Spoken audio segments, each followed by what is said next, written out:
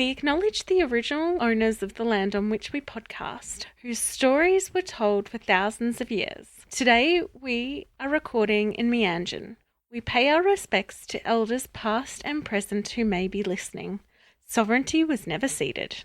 A quick note before we get started that there may be some swearing in today's podcast. If you don't like swearing or usually listen with children in the car, you have been warned.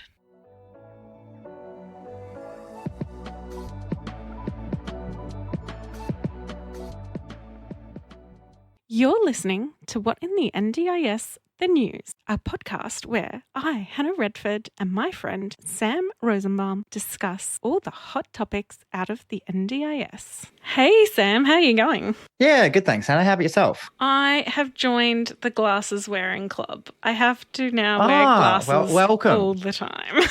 Welcome. It's a fantastic club. We have jackets. I'll get them sent out to you. Thank you. I would love a jacket. Yeah, although we're sort of going out of jacket weather. It's been quite sunny outside lately. It's been fantastic. Oh yeah, it's so hot up here in Meanjin at the moment. Yeah, indeed. I jumped in the pool this morning. It was fabulous. But yeah, we've got great little news updates podcast for everyone today. Got a couple of topics to cover, and the big one is the Disability Royal Commission. Yeah, I'm really excited to start talking about this. Now, what they handed down was massive and over a number of volumes. 12 volumes to be exact, and then there was 222 recommendations made, as well as being almost 10,000 people have been contributed to the report and through public and private sessions. So that's a great amount of people that have sort of given their voice. Which was a big aspect of and the rest of Australia to listen and what's going to be coming out. So yeah, but the 12 volumes, so something like 4 million odd words and a lot of pages to read. And I will admit I haven't read them all. A lot to chew through, but there is some really interesting things that are coming out of it. Yeah, so I didn't go and read the full report. I know this. Well, you'd still probably be reading it. I know, like if you'd started end to end, it would take quite a number of weeks to get through, even with considerable constant reading. So it's a lot to chew through, but that's to be expected for a 4-year run, and the amount of people that have contributed, the amount of stuff that's come out of it already, and also find out how the government responds to and how the rest of Australia responds to it as well will be interesting to see. But I thought I'd give a bit of a rundown on what the 12 volumes are. I'm not going into too much depth because there's a lot there to chew through, but volume 1 starts off with the executive summary, outlining the vision for an inclusive Australia and the recommendations. So it's a bit of a cheat sheet for those that sort of want a one-stop shop, sort of that's your starting point. And then you can go from there. Volume 1 goes into the voices of people with disability, so what we've heard. Volume 2 is about the Royal Commission, so what was set up, the need, what's its founding principles were. 3 was the nature and the extent of violence, abuse, neglect, and exploitation of people with a disability. And we heard some really confronting stories by people and of their lived experience, and unfortunately some highlighting some very big need for change, systemic change, through the way providers and the government interact with people with disabilities and go out and make sure that they're protected and not going through some of the horrendous sort of treatment that they have. Volume 4, realising human rights of people with a disability, and that's got some cool recommendations. So one of the recommendations is that the Australian government establishes a Disability Rights Act, and that is to embed the international human rights set out in the Convention for the Rights of a Person with a Disability into enforceable domestic Australian law. So that's where you hear a lot of we follow or uphold the rights of people with a disability, but there's not, other than the UN Convention. We've got legislation that supports it, but nothing that embeds or enshrines the Charter into our Australian law and makes it enforceable. Which really we should have, like if we're a signatory to that, then the second step first step is signing, yes, we want to be a party to this. The second step is enshrining that into law, surely. That doesn't make much sense to me, Sam. Explain it to me. Yeah. Bureaucracy, I think is probably the summary of that one. But the interesting thing is some of the commissioners have sort of indicated that it should just sort of apply to the Australian public service to start off with, or whether or not private sector should be included in at the starting point. So what that actually means, because you've got a puzzled look on your face there, so I'll sort of explain that a little bit more. Part of the some elements are saying that it should just be private sector for 4 or 5 years to see how it implements, and that there is arguments though for it to be extended to the private sector, so NDIS providers, straight off the bat. And since we're meant to be meeting that as a standard to do with the NDIS practice standards anyway, we should just be included. Right? That seems logical to me. If we're following what we preach and what we're saying we do, it shouldn't come in as a big shock or a big surprise that this needs to be legally enforced. And if you follow the trail of the NDIS Act has this requirement as it's a practice standard requirement, then it's still technically an element of legislation for registered providers. So it's probably more non-registered providers and other Australian private businesses to look at how they uphold the rights of people with disabilities and how they engage and interact and include people with disabilities in their day-to-day operations. That's how you employ, how you engage with, especially when you look at some of the stuff coming out of airlines recently. Some of their, I can't remember his name, but a big surgeon we've got up here in Queensland, he had an incident where ground staff were maneuvering his wheelchair in a way that wasn't consistent with the needs or listening to him or his supports on how to best maneuver it. And he ended up with having an incident there. So there's clearly lots of work that the general Australian public needs to do to include and support people with disabilities and listen to them a lot more than what we're currently at. And that will be the big step that all of this needs to happen, because it's one thing for government to try and put these practices in place, but if the rest of Australia is not following suit or listening to these recommendations, then unfortunately it won't succeed 100% or in the way that we really need it to. But yeah, so I'm an advocate for it to be included in private sector, because it's a bit of a no-brainer there. But we'll see what happens. Volume 5 is governing for inclusion. So that's how the government needs to respond more appropriately and put public policy in place, and the long-term sort of overarching guidance that they can give the wider Australia public and private sector on how we can improve as a whole. Enabling autonomy and access is volume 6. Volume 7 is inclusive education, employment and housing. So this is a big one for me. Education is a changing scope. There's conversations and arguments around the long-term need for special schools and whether or not they should be continued, whether they should be rolled out. I see pros and cons on each side of that argument. And it still both scares me, because sometimes I see private special schools don't fulfill the need either, unfortunately, in some very extreme cases. But if the special schools aren't meeting the end-to-end need, then there's lots of progression that we need to make in that area, one way or another. And inclusivity is a big thing for me. So it'd be interesting to see how they respond with that. Employment is another one, big one, and housing options. I think at the moment, education in Australia is failing people with kids with disabilities. And whether they're at special schools or in the mainstream, it doesn't seem to matter. They're being failed. And, I see that even with my kids, they are definitely being failed by the education system. But I don't see that getting rid of special schools as necessarily a good thing, because one of the things that, I see a special school providing is a place for the people at the really high needs section, where your mainstream school just is just never going to be out. Like, no matter what we do to mainstream schools, there's just no way to include, I don't think there's a way to include the really high needs kids, because there's just so many things that they need that is beyond like the average teacher. The average teacher does need better education for starters at university.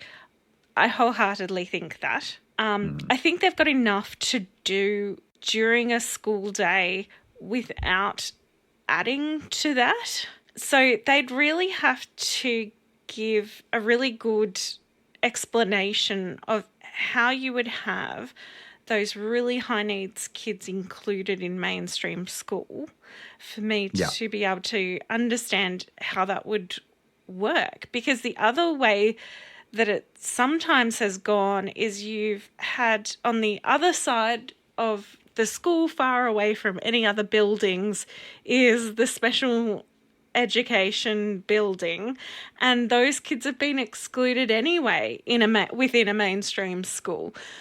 And then you've got the added issue of bullying, because no one is spending time teaching the rest of the kids what is actually awesome about these kids with disabilities, and then the bullying is what gets them in a mainstream school. So yeah, I'm really interested to see what people say and some of the ideas people come up with, because absolutely, like you know, I'm not totally and utterly against it. I would just I need a lot of convincing. Yeah, there needs to be systematic reform across the board within mainstream educational facilities, training, and long-term inclusion and exposure for mainstream kids around people with a disability, and having that sort of immediate early exposure to disabilities. Because it's not in grade 1, 2, 3, it's not high prevalence that you see disabilities in a classroom. So it needs to be how we engage children on a general level to engage with people with disabilities needs to change, because I also see a lot of adults still not able to do that well currently. Yeah, absolutely. What's next? Yeah, so then, it was employment and housing were also another part of that inclusive element. Employment is another one. I've recently had the opportunity of employing a person with a disability in my business, which is fantastic. And he brings a great amount of knowledge and depth and insight to the team. He's also studying his master's in law and business accounting. So he's a great fit in the business and helping out a great deal, which is awesome. Volume 8, criminal justice and people with a disability, another big one, and one of our favorites, Tradie. Yes. He's very passionate about this as well, and it's great to see that we're working towards it, because there's been a lot in the media very recently about how our prison and justice system are failing people with disabilities at astronomical levels. It's gut-wrenching. There's deaths of people with a disability in these systems, and it's horrible, and the system needs to change to better support it. I haven't gotten into this one yet, but yeah. One of the difficulties I've identified previously when it comes to the prison system is that, or the justice system, is that they don't identify early enough that someone has a disability. And this particularly I find happens when, say, they don't have any family and they might have a provider involved, but, you know, sometimes if you are arrested and taken by the police and then whatever, the provider suddenly doesn't know where you are and where you've gone, and there's no way of finding you. And it could be a few weeks before they finally figure out what's happened.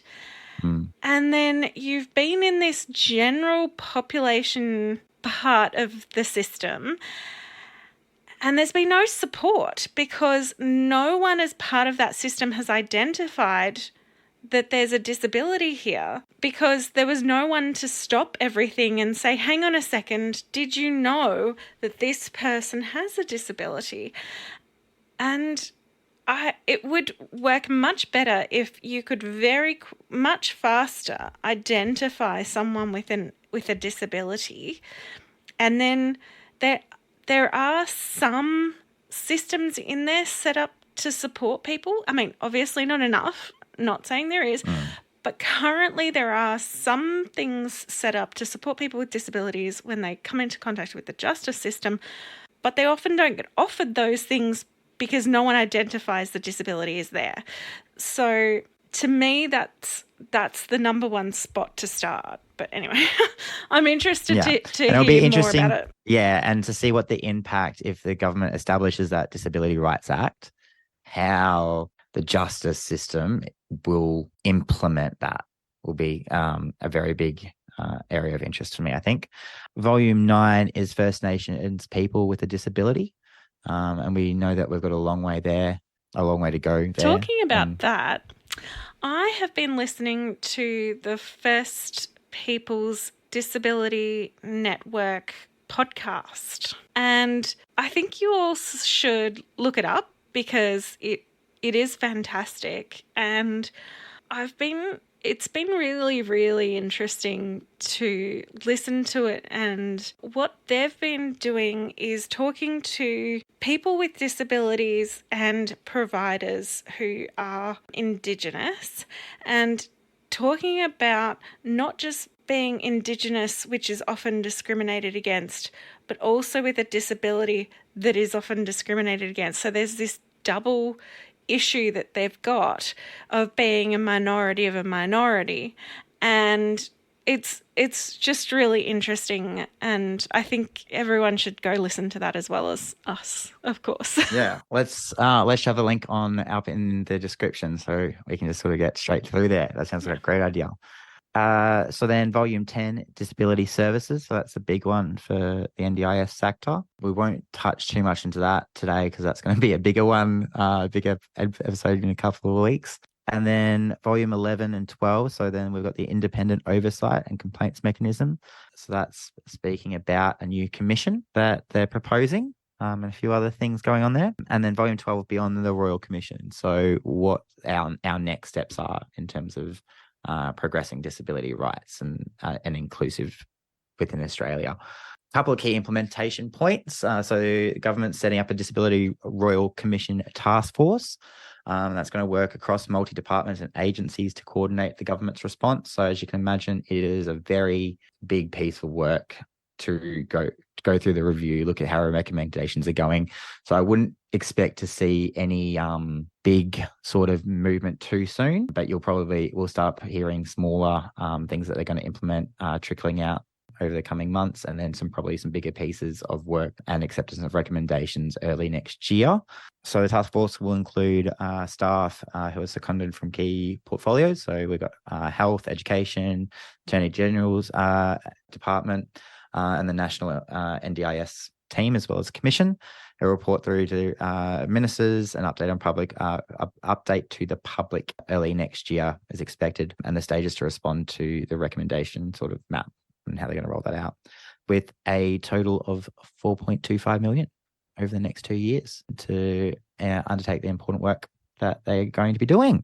Cool. So that's pretty much the summary on the Disability Royal Commission. There's still a lot more that we're sort of got to probably progress, a lot more that we on our podcast that we'll probably be talking about as well. But the next sort of big piece is the PACE updates that we've got going on. Yes. So PACE is still currently scheduled to start rolling out nationally on the 30th of October. So if you have a plan that starts after the 30th of October, it will be put on to PACE. Currently... So that's including reviews scheduled after that point too. Yeah. Currently, they've decided to increase the time of the rollout from 18 months to, well, they're saying 3 years, but I cross my fingers it won't take quite that long, because 3 years seems a really long time to deal with two different systems. However, there is a new website that the NDIS have put together that is purely about PACE and how it will affect different, whether you're a participant or a provider. So I think that's interesting and was needed. So that website is improvements.ndis.gov.au. Awesome. And that will also there will be a link in the episode description for you all. So have a look around that. It also has all of the webinar dates that you can sign up to make sure you're across it as well. So Sam, there's more things coming out. There the are. NDIS We've got the review is due. Yes, and it will be released later on the end of this month. And as normal, we'll take some time to sort of process it, and then we'll bring you the latest out as summaries on that. So Sam, when is the NDIS review due out? It'll be due. It's due out this month, so we're most likely expecting the end of the month. Sorry, not the end of the year. But yeah, there hasn't been really any early signs that there's going to be a delay in that, but we should probably note that with the Royal Commission coming out, the NDIS review out, and other changes happening within the sector, that we're going to probably be seeing slow increment planning on how all of this sort of gets actualized over the next 3-5 years. So, which is a very exciting time for the industry and for people with a disability, and the wider community. I'm excited. There is one thing that we need, indeed. There is one thing that we need to discuss, and that's been brought up by a lovely listener who expressed that they were a bit worried about my absence, not being on some podcasts all the time. Yeah, it's not because you don't love us or that I don't love you. It's because I love you. Lots of love. We love all the love. Yeah. But yes, no, unfortunately, I'm not always available. Sometimes my consulting schedule conflicts with us wanting to try and get out weekly. But yeah, so that's kind of a bit of why I'm not always on every podcast. But yeah, doesn't mean I don't love anyone else any less. But yeah, so we'll have some new upcoming podcasts. We'll have some sessions on PACE. We'll go through some of the volumes in a little bit more detail. There's a couple of other ideas we're talking about, Hannah. Yeah, so keep listening. Yeah, and if you want to come on the podcast, be a guest, or have sort of any topics that you'd like to hit us up to discuss, our email is whatinthendispod@gmail.com. So yeah, send us through some emails, reach out, give us some love as well. And yeah, thanks for listening. Give us some love. Tell us that we're doing a good job, please. And hopefully we'll get our Facebook and socials up live very soon. So we'll let you know, and you can follow us there as well. You've been listening to What in the NDIS Now, a podcast brought to you by me, Hannah Redford, and my friend Samuel Rosenbaum. Huzzah! Thank you for listening. Please share with people you know. Until next time, as the Green Brothers say, don't forget to be awesome.